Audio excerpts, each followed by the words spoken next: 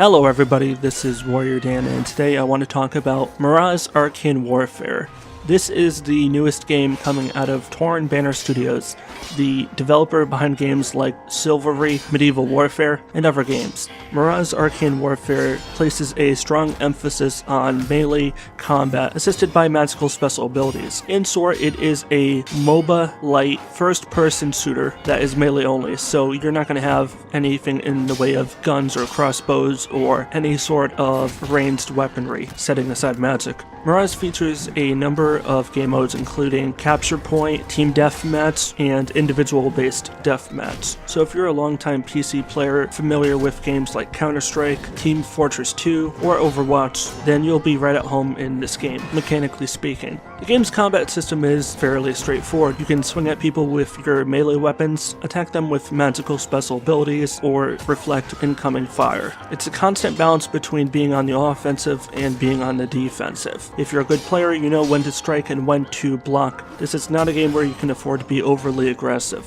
The game is multiplayer only, with most games featuring somewhere between 10 and 32 players, depending on what kind of custom game or a standard mode you are playing. However, the problem with the game at this moment is, well, it was horribly managed by the studio. When Miraz first came out, it was released as, I want to say, a $29.99 game. It might have been $30, or it might have actually been $40, and it was released as a Steam Early Access title in an incomplete state. Prior to the launch of the game was featured in an open beta where everyone could play it for free for a period of time as they stress test the servers. Overall, not a bad idea. You can get a large influx of people looking to test out the game, and hopefully you'll be able to turn them into buyers. Well, the problem is the game didn't exactly pay off. The nearly $50 price tag of the game discouraged a lot of people from trying the very experimental and incomplete multiplayer shooter game. At the time, very few maps and characters were made available to players, meaning there is a limited amount of replayability and content featured in the game at that time. The developers struggled to meet up with the demands of the community, who demanded more and more community-related features,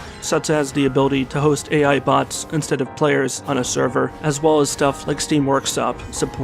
Instead of taking their community's requests into account, the developers instead strangely went quiet, and updates after the first several weeks were very slow in forthcoming, eventually getting to the point that the team largely abandoned this once promising game.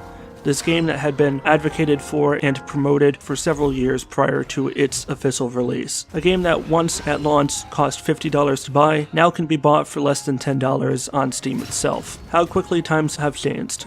But the most frustrating aspect of this game is that the game is not itself fundamentally bad. When I went in online to test out the game and really see how bad this game was, after hearing a lot of negativity directed at it, I actually very much enjoyed the combat system. I enjoyed the ability to customize every character's power set. You do, as the player, have a fair amount of customization over what kind of abilities you want your character to have. The game is class-based, so certain heroes do have certain health stats and movement speed differences, but you do have the choice of one of two different weapons to pick from, and a bunch of different magical abilities that you can use in order to equip your character. There's quite a lot to like here in terms of pure mechanics, but the biggest problem with the game is the player base is just simply put gone.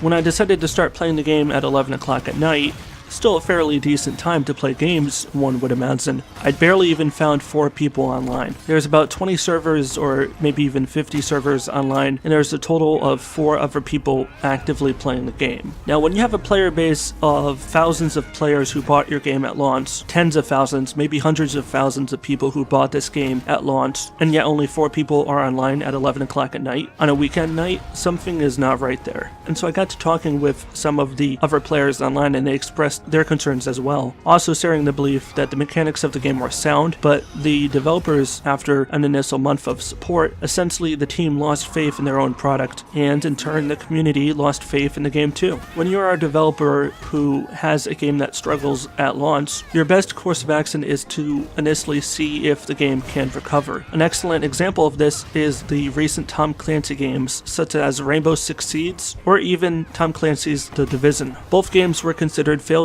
when they first came out, and yet today both of them are among the most popular first-person shooter games out there. Rainbow Six Siege is one of the most streamed games online at this time, and The Division went from being a insanely unpopular game with a very low player base and a very hostile player base to now having a comparatively very large and very passionate player base, fueled by DLC and new free updates added all the time. These developers decided to take their time and really dedicate to this game in the long run. That's something that you don't see a lot in developers these days. The commitment to double down on a product that doesn't pay itself over when it first comes out. A game that struggles at launch but has the potential to succeed over the long term. You don't see developers often have the patience and commitment to dedicate resources for that game for longer than a couple weeks. And that's the tragedy of Torn Banner Studios. They had a very promising game with interesting characters and an interesting art style and interesting gameplay. Everything was looking good for this game, but a lack of support fueled by community outrage